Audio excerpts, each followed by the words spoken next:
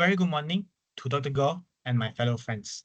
Today, my group and I will present to you GenRL, a multi-model foundation world model for generalization of embodied agents. The paper was published at the prestigious A-Star conference called NeurIPS. Let's get started with the ordinary reinforcement learning that we learned in class. This reinforcement learning allows agents to learn complex behavior by interacting with the environment and maximizing a reward function. However, if you like to leverage this skill set into an embodied agent, it still remains as an obstacle, as it requires large amount of domain knowledge, and designing a reward function for embodied agents is extremely complicated. As a result, this agent is extremely prone to error and might lead to undesired behavior. This technically means that if you're able to make a detour from manually designing a reward function to allow a model to automatically design a reward function, our problem is technically solved too. Before we get into any complicated GenRL stuff, let's get started with some preliminaries. By starting with foundation model. Foundation model is trained with large amount of data, probably at internet scale. This causes foundation model to have an ability to generalize its knowledge across different tasks. A well-known foundation model that you will probably know is ChatGPT, also known as DLM. However, this model lacks visual ability. As a result, to tackle this issue, they've incorporated text-image pair to train a new foundation model, and these foundation models are called as vision language model. The next preliminary that you really need to know is a world model. I will be providing a high-level view of a world model, which a world model learns and understands the dynamic of the world. And given an initial state of a world model, the world model will try to predict an imaginary trajectory of the future. This allows the agent to have the ability to dream about the future. The objective of this paper is to effectively leverage foundation model for generalization in embodied domains. So there are two contributions by GenRL. First, GenRLs build a bridge across world model and foundation model, connect them together. GenRL also enables the model to train with only visual data, as annotated visual data is extremely rare, especially videos. So that's all for me. Thank you, Hong. My name is Liao, and I'll first give you a general concept on how GenRL works. So you can assign a task to the agent by using a text or a video, and the VRM will output a goal trajectory for the agent in a way that it's able to interpret. And the agent will be trained in the world model until its trajectory is similar with the goal trajectory generated by the VRM, and we'll take that as our final output. So first, I'll be explaining on how to pre-train the world model, and Ziyi will be explaining on the most novel part in the paper, which is the connector and aligner, and Bunta will be explaining on how we assign reward to the agent. I'll be presenting on section 3.1, world model for reinforcement learning. As mentioned by Homing, world model is actually a model that is able to understand how does the world works. Since it understands the mechanism of the world, it's able to achieve dreaming, where it can imagine a future and act in the imaginated future. So the reinforcement learning agent don't always have to interact with the environment in order to learn. So this is the architecture of the world model, where it can be further separated into two different sections. Let's look at section 1. Section 1 is actually just a repeated architecture, but each architecture consists of an encoder and a decoder, where the encoder takes in the current observation and outputs a discrete latent state, which represents the important information of the current observation. And then the decoder takes in the discrete latent state and tries to reconstruct back the observation. And then we'll compare both observations and backpropagates onto the encoder. All this is to improve the performance of the encoder in extracting an accurate and important information of the current observation. So that's all for section 1. Let's move on to section 2, where section 2 can be further separated into 2.1 and 2.2, where in 2.1 is how we guide the sequential model in predicting an accurate future. So sequential model is actually a LSTM or GRU, where in this paper it uses the GRU. The sequential model will output a discrete latent state, and then it will be compared with the discrete latent state output from the encoder in order to guide its prediction of the accurate future. Once we understand the concept from 2.1, we can move on to 2.2. With the sequential model, as mentioned in 2.1, it will output a discrete latent state. Since it's a sequential model, it's also able to output multiple time steps ahead. However, there's a slight change in the sequential model here, but it will take into consideration of the action of the agent and also the current state that the agent is in. So it's able to learn how the action affects the current state that the agent is in. And I repeat this for each time step.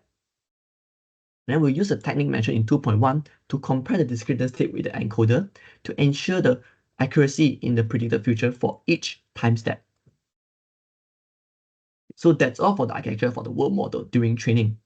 During deploy, we just have to take out the sequential model and let the agent act in the predicted future of the sequential model.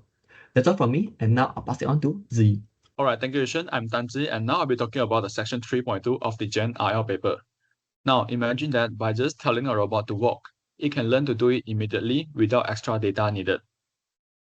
The VLM can tell opening a drawer video clip and open the drawer text prompt have the same exact meaning. And before I proceed, I'll refer this vision embedding as EV and language embedding as EL. But there are two issues, where the first one is the EV and EL from the VLM are slightly misaligned, and the second one is its output is living in a different space than the world model latents. So to bridge this gap, Gen IL introduced the connector and the aligner. And the connector learns by mapping any EV embedding into the world model's latent space. So during training, the connector sees an EV from a video and learns to predict the same discrete latent state that the world model encoder would produce. And this is done by minimizing the KL divergence loss between the connector and the world model encoder output. And as mentioned earlier, the EV and EL doesn't lie in the exact same point in the embedded space. There's a misalignment.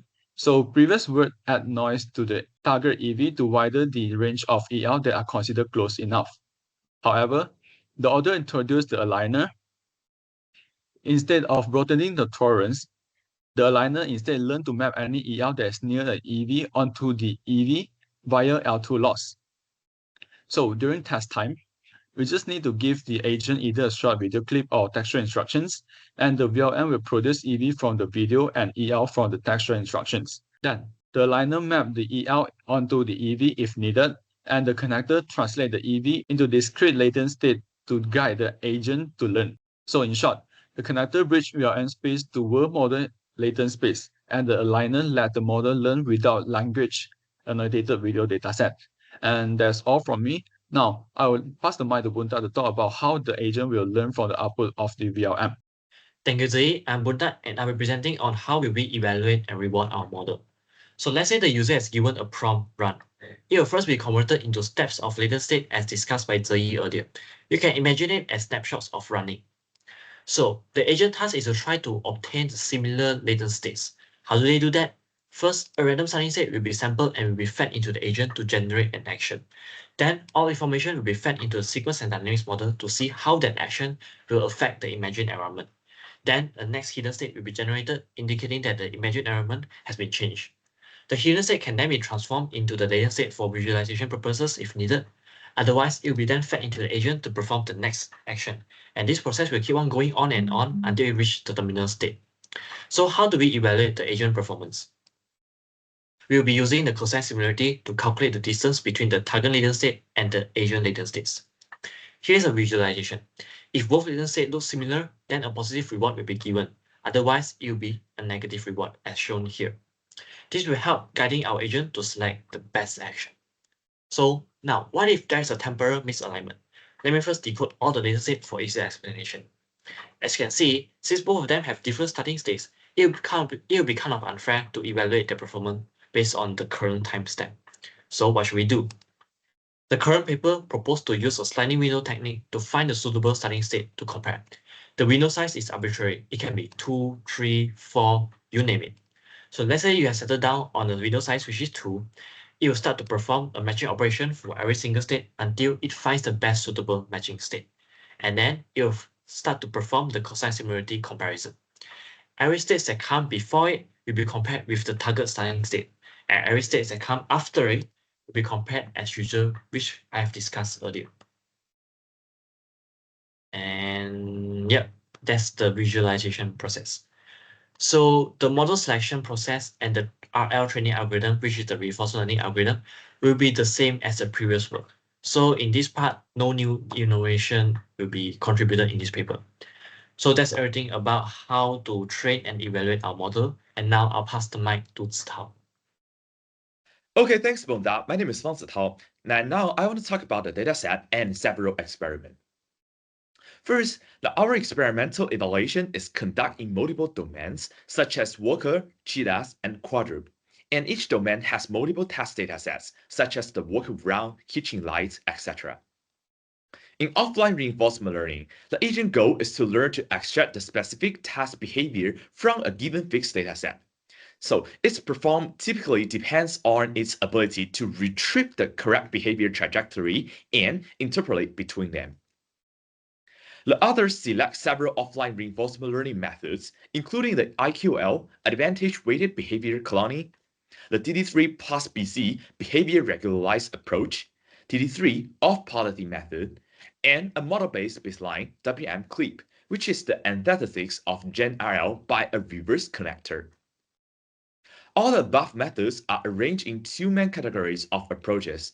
First is the image language rewards, which use the agent's visual observation as the reward.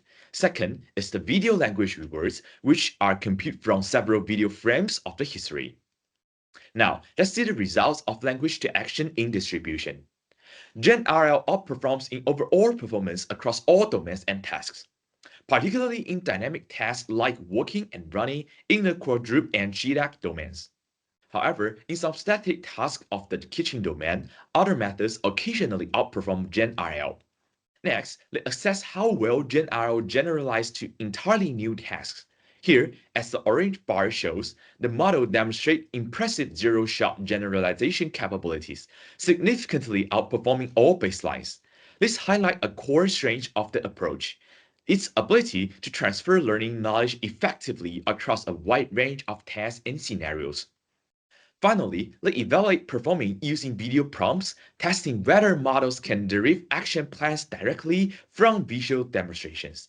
Even in challenging dynamic environments such as quadruped and cheetah domains, GenRL consistently achieved higher scores, demonstrating its capability to accurately interpret visual information and map it effectively to complex motor behaviors. And now, I will pass the mic to Renice. My name is Renice, and I'll be talking about the ablation study and datasets. First, the authors show that temporally aligning the first B states improves reward consistency compared to just aligning the initial states or none at all. They also show that GenRL requires an aligner for it to perform well. This is because the VLM's training dataset were vision only. So without the aligner, language prompts were unable to accurately generate a reward for the agent to learn from. Now let's move on to the datasets. Assume that we have already finished pre-training the world model and the VLM. Now GenRL is complete, but how does the agent start learning? First, GenRL must sample initial state observations from the dataset. I'll explain why. But first recall that GenRL encodes the current observation into latent states before it can even start imagining the future. Of course, this initial observation has to be obtained from the dataset before the agent can start learning in its dream. However, this dataset was used to pre-train the world model, and it is often very, very large or not publicly available. So how do we let end users use GenRL to train an agent without needing this dataset? Well, we can actually directly infer this latent state from the memory of the world model, which means we don't need this initial observation or the dataset to start imagining the future, and thus we don't require any data for the agent to start learning.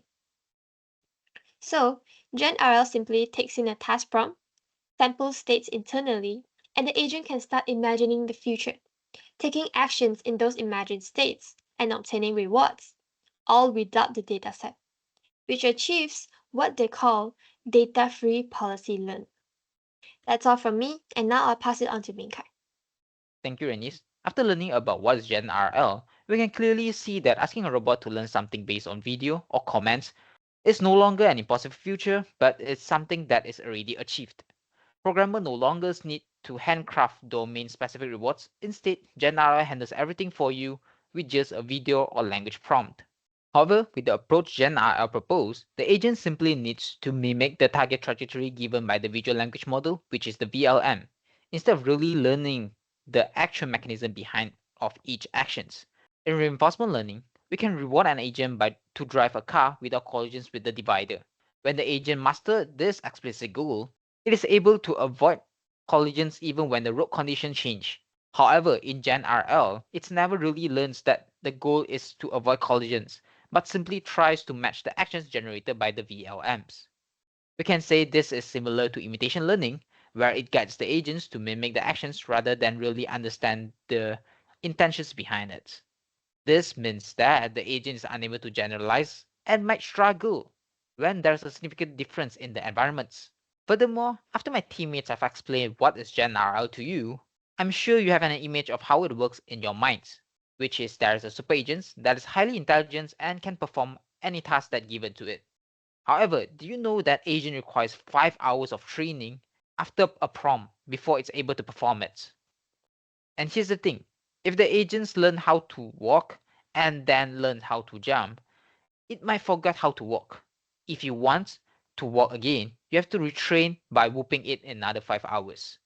The way of the paper present GenRL might be misleading because it's not really training a generalized agents. However, by no means that GenRL is useless. It solved a problem like reward engineer and scarcity of annotated video datasets required to train VLMs, which used to be two major headaches. And it provides a very good initial step, a nudge towards a future where agents can spontaneously perform in any task in a single video, language, or even a voice comments. That's all from our group. Thank you.